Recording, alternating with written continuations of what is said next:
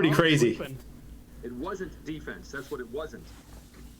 You know, obviously, so clearly, yes, let's get the elephant out of the room. I am a Patriots fan. And yes, I am holding on to the past. That's the greatest ad I've ever seen. Do you want Matthew Stafford to be your quarterback next year? I will take it. Let's go. But so here's my deal. Is like, yes, this has been a difficult time for us as Patriots fans because watching Tom Brady be successful in a Buccaneers jersey is like watching your wife cheat on you in real time and just see her enjoy it so much more. You know what I mean? Like, it hurts. And I'm not gonna lie to anybody. It hurts. But like, when I first like heard the news over the summer or whatever, I was so bitter about it. Cause like, the Bucs, Tom, like really the Buccaneers, and my petty ass self instantly flipped on him. He went from legendary Patriot to geriatric pirate in no time flat. No time flat. And now, like, even today, as I'm watching Turncoat Tom, anytime he can't complete a pass, I'm like, there it is. He's washed. Done. He's too old to be doing this. Like, enjoy our sloppy seconds, Tampa. Then he throws a 40-yard touchdown to Gronk, no less, and my entire soul will die all over again. That is the season for us as Patriots fans. And we thought we had something going with Cam Newton, like as soon as we signed Cam. But as it turns out, we would have been better signing a pack of Fig Newtons. Yeah. Because Cam was not great. Like Superman threw like Lois and dressed like a 70s pimp. That's pretty much all we got from Cam Newton. But talking about Tom, like, as a human being, just like, screw Tom Brady. I'll be the Patriots fan that says it. Screw Tom Brady. Because how on earth is this archaic creature still playing professional football? Every Sunday, he has 300-pound men literally hurling their bodies at him. And I have to ice my ankles if I, like, walk too fast. It just, none of it is fair to me. And it doesn't make sense that this gangly, unathletic dweeb has somehow become the greatest quarterback of all time. And I'm not trying to say he's not, because he is, but how? And, like, I'm tired of people trying to tell me it's the TB12 method. Because he has a physique like a wacky inflatable arm flailing tube man. That's it. Like Tom Brady looks like a deli manager at a Whole Foods. Not an assistant manager, because he's too handsome for that. But a manager nonetheless. And then, like, I'm sure you guys have seen when Tom Brady runs. He runs like someone that just discovered what legs do. It's terrible. He's the greatest unathletic athlete of all time. And, like, you know how now everyone says, now that Donald Trump has become president, been elected president, then anyone can? Well, if the Slender Man can win 6 Super Bowls, then what's wrong with the rest of us? Like, what am I doing so wrong? Because I would be more than happy to start downing some avocado ice cream if it means more Super Bowls and supermodels. Because, like, let that sink in for a minute. That's his life. Everything about his life is super. Except for the fact that he has a body like Steve Buscemi. Other than that, great. Because that's not so super, Tom. Not super. But, I mean, honest to God, though, if that just fossil wins another Super Bowl without us, all of New England is just gonna ugly cry. And, like, the cuss-filled sobbing will be heard from sea to shining sea. And for me, the, like, worst part of all of it is knowing that the rest of the country is going to love our misery. Love it. Yep. It's gonna be like the celebrations on Endor when they blew up the Death Star. Like, it's gonna be wild. But basically all I'm trying to say is that as a Patriots fan, it's been a rough season. It's been a rough year, but it's also been like a rough year to have a rough season.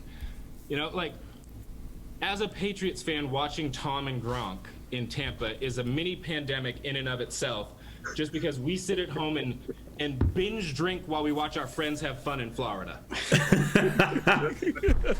It's the worst.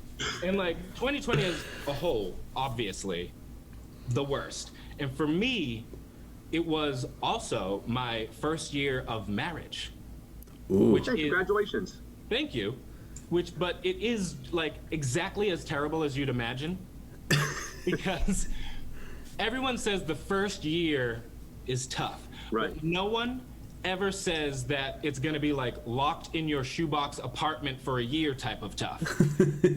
You know, like that's never predicted. No one warned me about that. It's like doing an escape the room that I didn't have to pay for, but every day I pay for it.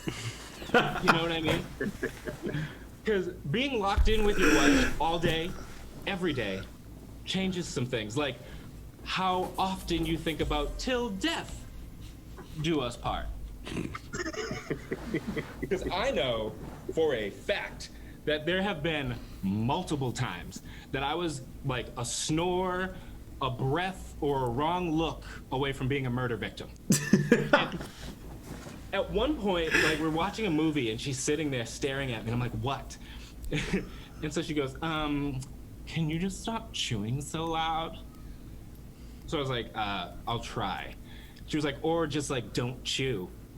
I was like, if I don't chew, I'm gonna choke. And I swear, she looks me dead in the face and just goes, yeah. And like, I can't tell you true fear is sleeping next to a person that is clearly fine with your untimely demise as long as they get some peace and quiet during The Bachelor. It's a different type of situation. But definitely for us, the hardest thing with me and my cellmate is remote teaching, because she's also a teacher. Oh, Ooh. Yeah. And we hear, we've all heard it, everyone complaining about their kids at home remote learning and trying to keep them focused while remote learning. And I totally understand it, because all those same kids are screaming through a Zoom screen in my living room. And so for half the day, my apartment just becomes a classroom. And the only thing I've learned is that I'm still just as bad at 7th grade English as I was when I Yes. You know what I mean? But the worst part of it on my end is that I have to be like super quiet at home while she's teaching class.